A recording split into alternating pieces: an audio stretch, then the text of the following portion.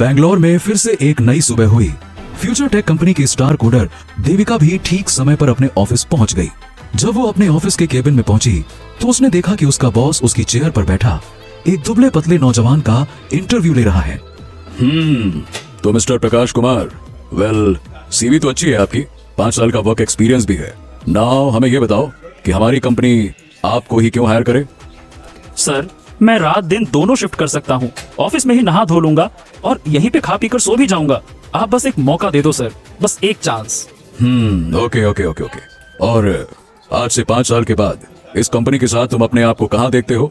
Sir जी, 5 साल बाद मतलब 5 साल बाद मैं यही कंपनी में दिख जाऊंगा ना सर, यहीं आपके पास, अगर आपकी कृपा बनी रही तो। बॉस उस लड़के का जवाब सुनकर खुश हो गया। Very good very good very good. मुझे लॉयल लोग बहुत ही पसंद है। तो गुड न्यूज ये है तेरे लिए, यू आर हायर्ड। तू कल से नहीं बल्कि आज से ही ड्यूटी पे लग जा। It's urgent. ओके, फटाफट ज्वाइन कर ले। बहुत बहुत शुक्रिया साहब, मैं अभी से ड्यूटी पे लग जाता हूँ। हाँ। वो नौजवान ऑफिस केबिन से बाहर चला गया। देविका थोड़ी आश्चर्य में थी। उसने अपने बॉस से पूछा, सर, ये इंटरव्यू नया ऑफिस असिस्टेंट चाहिए क्या? Office assistant? अरे देविका, वो तो जब चाहो तब मिल जाएगा। प्रॉब्लम तो ये सिक्योरिटी गार्ड की है। जब से हम इस नए ऑफिस में शिफ्ट हुए हैं, एक भी सिक्योरिटी गार्ड यहाँ रुक ही नहीं पा रहा है। 5 सिक्योरिटी गार्ड रातों रात भाग गए। पता नहीं क्या हो रहा है कि कुछ ना कुछ छोटी मोटी प्रॉब्लम यहाँ पे लगी ही रहती है। अब देखो मेरी कैबिन का क्या हाल है। बारिश का दूर दूर तक नामो निशान नहीं है, पर फिर भी अचानक पता नहीं कहां से मेरी कैबिन की सीलिंग से पानी गिरने लगा। बड़ा अजीब सा ऑफिस है ये। खैर, तुम जल्दी से बैठो और जल्दी से फटाफट प्रेजेंटेशन तैयार कर लो। मैं जरा देखूं मेरे केबिन का क्या हाल है। ये कहकर देविका का बॉस निकल गया। देविका ने भी अपना लैपटॉप बैग टेबल पर रखा और कॉफी के लिए बाहर निकल गई। देविका अपने कंप्यूटर पर काम कर रही थी। अचानक उसके कंप्यूटर की स्क्रीन अपने आप ही फ्लिकर करने लगी। देविका ने जैसे ही अपना हाथ कंप्यूटर की ओर बढ़ाया, कंप्यूटर की स्क्रीन वापस से ठीक हो गई। देविका वापस से अपने काम पर लग गई और ऑफिस में सब कुछ ऐसा दिख रहा था जैसे सब कुछ नॉर्मल हो। लेकिन आज की रात इस ऑफिस में फिर से कुछ घटने वाला था। अगले दिन देविका वापस ऑफिस पहुंची। आज भी उसके केबिन में उसका बॉस बैठा हुआ था और निराशा में अपने सर पर हाथ रखे हुए बैठा था। क्या हुआ सर, सब ठीक तो है? बॉस ने धीरे से अपना सिर उठाया और अपने पास रखी सिक्योरिटी गार्ड की ड्रेस की ओर इशारा किया। ये क्या हुआ? मतलब वो जो सिक्योरिटी गार्ड कल आया था वो आज चला भी गया? मगर सर, ऐसे कैसे? ये तो हद हो गई। क्या जाते जाते उसने कुछ कहा या ये भी बाकी लोगों की तरह चुपचाप ही भाग गया? हाँ, नहीं, उस गार्ड ने जो कहा, जैसा कहा, मैं तुम्हें ठीक वैसा ही सुनाता हूँ। कल रात लगभग 12 बजे मैं ऑफिस की बिल्डिंग के बाहर अपनी कुर्सी पर बैठा था। रात में जागने के लिए अक्सर मैं YouTube पर वीडियोस देखता हूँ। मैंने YouTube पर अपना फेवरेट हॉरर शो भूत नाशक पार्टी देखना शुरू किया। वीडियो देखते देखते मैं बिल्कुल खो गया था। हॉरर वीडियो की चीखों के बीच ऑफिस के अंदर से भी बहुत जोरों की आवाज आई, जैसे कोई बर्तन या ग्लास जमीन पर गिर गया। मुझे लगा कि ऑफिस में कहीं कोई चोर तो नहीं घुसा। मैंने तुरंत अपना टॉर्च उठाया और अंदर की ओर भागा। जब मैं अंदर पहुंचा तो सब तरफ सन्नाटा ही सन्नाटा था। मैंने मेन स्विच को ऑन किया, बिल्डिंग में बिजली थी ही नहीं। मैंने टॉर्च की रोशनी जलाई और धीरे धीरे आगे बढ़ने लगा। मेरी टॉर्च की रोशनी कभी डेस्क पर तो कभी खाली पड़ी कुर्सियों पर पड़ रही थी।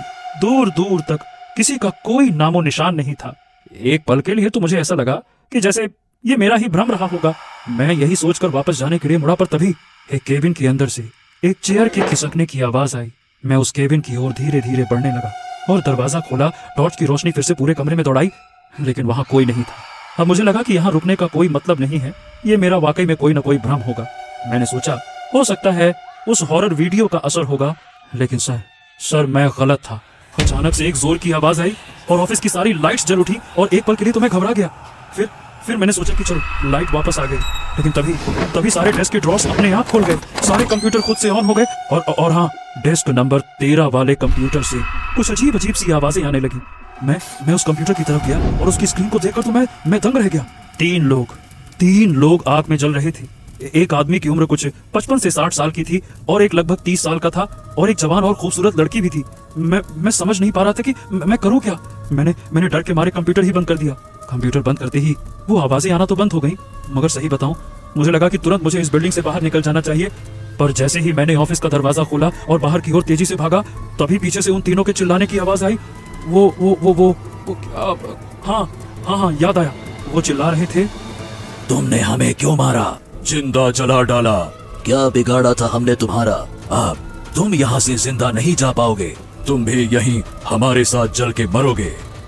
इतना सुनने के बाद तो साहब मैं जितनी तेज दौड़ सकता था दौड़ गया पूरी दम लगाकर, और ऑफिस से भागते हुए सीधा अपने घर पहुंचा और मेरी जान बच गई साहब। बॉस ने पूरी कहानी ज्यों की त्यों सुना दी। सर आप प्लीज इतना टेंशन मत लीजिए, आप घर जाइए और रेस्ट कीजिए, मैं ऑफिस देख लूंगी। अब देविका, पता नहीं ये सब कब खत्म होगा। अब देखो, दो ही बातें हो सकती हैं, या तो वो गार्ड झूठ बोल रहा था या सच। उसके झूठ बोलने की कोई वजह दिखती नहीं, और अगर वो सच कह रहा है तो मुझे लगता है कि हाँ, ये ऑफिस ही लेकर हमने बहुत बड़ी गलती कर दी। तुम ही सोचो, इन खतरनाक भूतों के बीच मैं क्या कोई भी कैसे रह सकता है? सर कोई भूत आत्मा नहीं है, मुझे लगता है ये कोई बहुत बड़ी गलत फहमी है। इसका जवाब निकलेगा और मैं निकालूंगी, आप निश्चिंत होकर जाइए। Devika, you know very well how much I trust you. मुझे पता है कि तुम ये बग भी फिक्स कर दोगे। चलो, I will see you tomorrow, okay? ये कहकर बॉस वहां से चला गया। देविका ने उससे ये तो कह दिया था कि यहाँ कोई भूत या आत्मा नहीं है, लेकिन अंदर ही अंदर वो ये बात बहुत अच्छे से जानती थी कि बात बहुत गहरी है। उसने डेस्क नंबर 13 की ओर देखा। आज लीला काम पर नहीं आई थी। देविका उसके डेस्क पर गई और कंप्यूटर ऑन किया। मॉनिटर थोड़ी देर ब्लिंक करता रहा और फिर हर चीज बिल्कुल ठीक तरह से काम करने लगी। सब नॉर्मल है, लेकिन फिर भी यहाँ कुछ नॉर्मल नहीं है। देविका के दिमाग में सारी तस्वीरें एक एक करके सामने आने लगी। 3 अलग अलग लोग, 3 अलग अलग घटनाएं, पर सबके तार एक दूसरे से मिल रहे थे। इन तीनों कहानियों में कुछ तो कॉमन था। उस गार्ड ने आग की बात कही थी। हम लोग भी यहाँ 6 महीने पहले ही आए। हो न हो 6 महीने पहले जरूर यहाँ कुछ हुआ होगा। ये सोचते सोचते देविका की नजर रिसेप्शन पर गई, जहाँ एक बोर्ड पर लिखा था शेट्टी कंस्ट्रक्शंस। शेट्टी कंस्ट्रक्शंस? ये तो पास में ही है। चलो यहीं से शुरुआत करते हैं। एक्सक्यूज मी, मुझे इस कंपनी के ओनर से मिलना है। इस वक्त कहाँ मिलेंगे वो? शेट्टी सर? जी वो तो आउट ऑफ टाउन है। अच्छा कब तक आएंगे? शायद अगले हफ्ते। एक्चुअली मैं फ्यूचर टेक कंपनी में काम करती हूँ, तो मुझे कुछ पूछना था। Future tech? हाँ वो तो क्लाइंट है हमारी। कहिए क्या बात है? जी कुछ नहीं, बस इतना जानना था कि 6 महीने पहले जब आप हमारा ऑफिस रेनोवेट कर रहे थे तब वहाँ कुछ हुआ था, मतलब कोई अनयूजुअल एक्टिविटी? रिसेप्शनिस्ट ने अपने दिमाग पर जोर डाला। मैडम मुझे याद आ रहा है कि उस वक्त फायर डिपार्टमेंट से कुछ ऑफिसर आए थे। फायर डिपार्टमेंट से क्यों? उनको कोई एनओसी सर्टिफिकेट चेक करना था। वो वहाँ कभी कोई आग लगी थी। देविका को एक बेहद जरूरी सुराग मिल चुका था। वो समझ गई थी कि उस ऑफिस में आखिरकार हो क्या रहा था।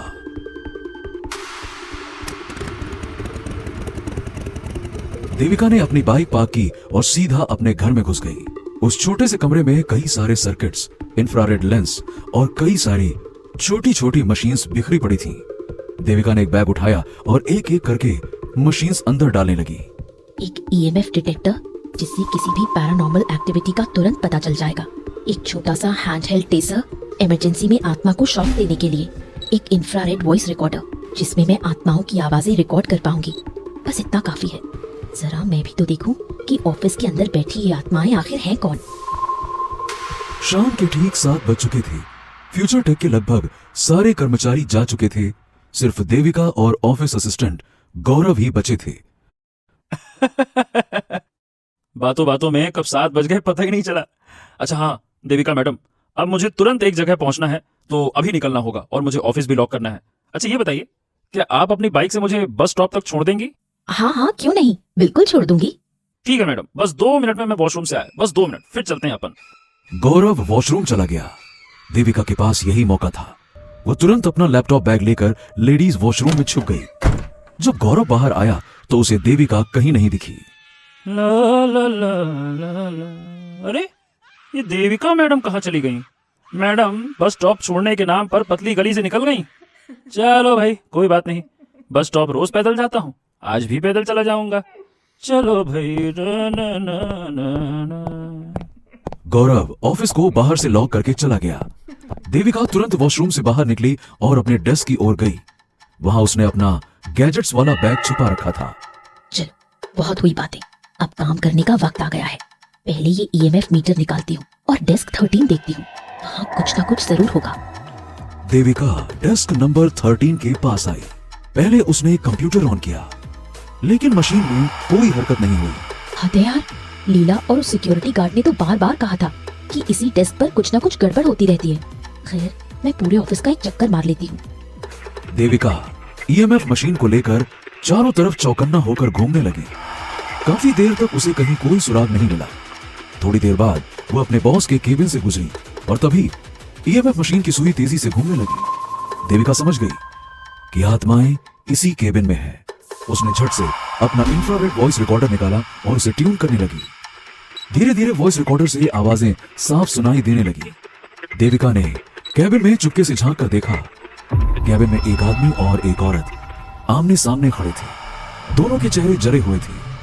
अरे आखिरकार तुम मेरी बात समझना क्यों नहीं चाहते? 5 महीने हो गए और मैं अब भी यहीं पर हूँ तुम्हारे साथ। समझो मेरी बात को। हाँ, तो किसने रोका है तुम्हें? चले जाओ ना यहाँ से। मैं तो यहाँ रुकी हूँ क्योंकि मैं यहाँ आई थी कई सारे सपने लेकर। 3 साल में ही इंटर्न से जनरल मैनेजर तक के पद पर पहुँच गई। सब जानते हैं, यहाँ पर सब जानते हैं कि बॉस की नजर तुम पर थी। तुम्हारे करीब आने के लिए ही उसने तुम्हें इतनी जल्दी प्रमोशन दिया। Shut up. तो तुम ये कहना चाहते हो कि मुझे ये तरक्की मेरी काबिलियत की वजह से नहीं बल्कि रहने दो। तुम्हारे इसी लो स्टैंडर्ड एटीट्यूड की वजह से तुम उसी डेस्क नंबर 13 पर एक सुपरवाइजर बनकर रह गए। देविका उनके बहस को ध्यान से सुन रही थी। ओ नहीं, ऐसा नहीं है भाई। देखो, मैं तो तुमसे बस इतना कह रहा था कि मैं तुम्हें सच्चे दिल से चाहता हूँ। लोग तो बस जीने मरने की कस्में खाते हैं। मैं तो सच में मरने के बाद भी तुम्हारे साथ हूँ। मैं ये कह रहा हूँ कि हमें बस असली दुनिया में लौट जाना चाहिए। असली दुनिया? 2 महीने बाद ही बॉस मुझे बोर्ड ऑफ डायरेक्टर्स में लेने वाले थे। मैं कितनी खुश थी। मैं कहीं नहीं जाऊंगी। मुझे यही इसी दुनिया में, इसी सपने में जीने दो। देविका उन दोनों आत्माओं की जज्बाती बातों को सुनने में इतना खो गई थी कि उसे ध्यान ही नहीं रहा कि उसके ठीक पीछे कोई खड़ा है। अचानक से देविका की मशीन जोर जोर से आवाज करने लगी। वो एकदम से पीछे मुड़ी तो एक 55 से 60 साल का अध जला इंसान देविका पर जोर से चीख उठा। उसकी चीख सुनकर बाकी दोनों आत्माएं भी केबिन की दीवार को चीरते हुए बाहर आ गईं। तीनों ने देविका को घेर लिया। बूढ़ा बॉस बहुत गुस्से में था। वो कुर्राया, कौन हो लड़की तुम? ये ऑफिस हमारा है। कौन हो तुम? सर, मैं भी यहाँ एम्प्लॉय हूँ और आपसे बात करने आई हूँ। आखिर क्यों आप यहाँ के बेचारे सिक्योरिटी गार्ड्स को भगा देते हैं? सिक्योरिटी गार्ड का नाम सुनते ही वो बूढ़ा आदमी गुस्से से लाल हो गया। क्या कहा तूने? सिक्योरिटी? उन्हीं की वजह से हमारी मौत हुई है और हम अपने ऑफिस में भटक रहे हैं। तूने इस वक्त यहाँ पर आकर अपनी मौत को बुलावा दिया है लड़की।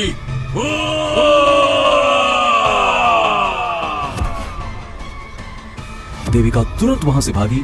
तीनों जख्मी आत्माएं हवा में उड़ते हुए देविका का पीछा करने लगी। देविका लगातार भागती जा रही थी और उस पर कभी स्टेशनरी तो कभी फाइल्स गिरने लगी। देविका ने उन आत्माओं को चेतावनी दी। देखिए, प्लीज आप सब रुक जाइए और शांत हो जाइए। मैं आपसे लड़ने नहीं, आप सबकी मदद करने आई हूँ। वो नहीं मानी। लड़का एकदम से देविका की ओर लपका। तभी देविका ने बिजली की गति से अपना गैजेट निकाला और उसे ऑन कर दिया। उस गैजेट से लड़के की ओर एक नीली रंग की तरंग निकली जो सीधा उसकी आत्मा से टकराई। उसकी आत्मा उस चोट को संभाल नहीं पाई और वो फर्श पर गिर गई। बाकी दोनों समझ नहीं पाए कि अचानक से ये हो क्या गया। देविका ने उन्हें फिर से समझाया। आई एम सॉरी, मगर मैं सच बोल रही हूँ कि मैं बस ये जानने आई हूँ कि आपके साथ क्या हुआ था। उसके बाद मैं यहाँ से चली जाऊंगी, मगर आपने मेरी बात नहीं मानी तो मेरी दूसरी मशीन में आपकी आत्माएं हमेशा हमेशा के लिए कैद हो जाएंगी। बूढ़े बॉस को समझ में आ गया कि देविका के पास कोई अनोखी शक्ति है। वो शांत हो गया। ये उस रात की बात है। उस रात हमें बहुत बड़ा कॉन्ट्रैक्ट मिला था। हम यहीं पार्टी कर रहे थे। नाइट शिफ्ट चेंज हुई थी तो नए सिक्योरिटी वाले ने भी कुछ चेक नहीं किया और हमें अंदर ही लॉक करके बाहर सो गया। उस दिन मैंने थोड़ा ज्यादा पी ली थी। सेलिब्रेशन था तो माहौल बन गया। सिगरेट ठीक से बुझाए बिना जमीन पर मैंने फेंक दी।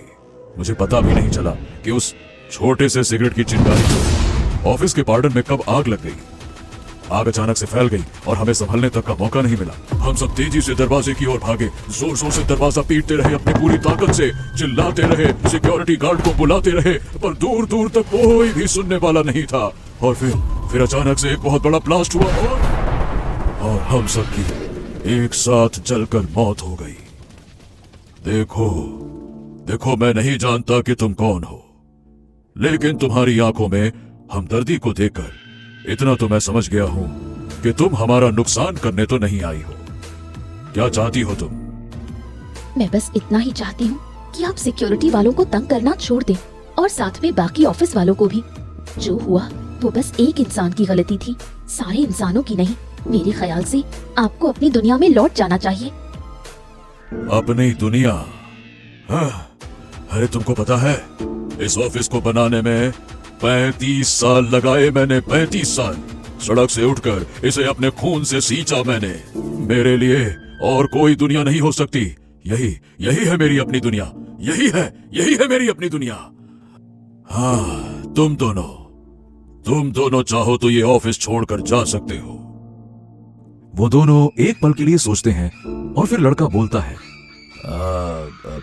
नहीं सर, जहां ये खुश है वहां मैं खुश हूं। हम दोनों भी यहीं ठीक हैं। हाँ सर, शायद हम दोनों के लिए यही ठीक रहेगा। बॉस ने मुस्कुराते हुए देविका से कहा, हाँ तो लो, हो गया फैसला, हम सब यहीं रहेंगे। वैसे तुम यहाँ से जा सकती हो, लेकिन इत्मीनान के साथ, क्योंकि आज के बाद से अब कोई सिक्योरिटी गार्ड यहाँ से नहीं भागेगा। ये हम तीनों का वादा है तुमसे। देविका मासूमियत से मुस्कुरा देती है। ठीक उसी वक्त कमरे में एक तेज रोशनी हुई और वो तीनों आत्माएं अचानक से हवा में विलीन हो गईं। देविका को आज की रात वैसे तो इस ऑफिस में गुजारनी पड़ेगी, लेकिन हाँ, आज वो चैन की नींद सो पाएगी, क्योंकि उसने अपने बॉस से किया हुआ वादा पूरा कर दिया था। तो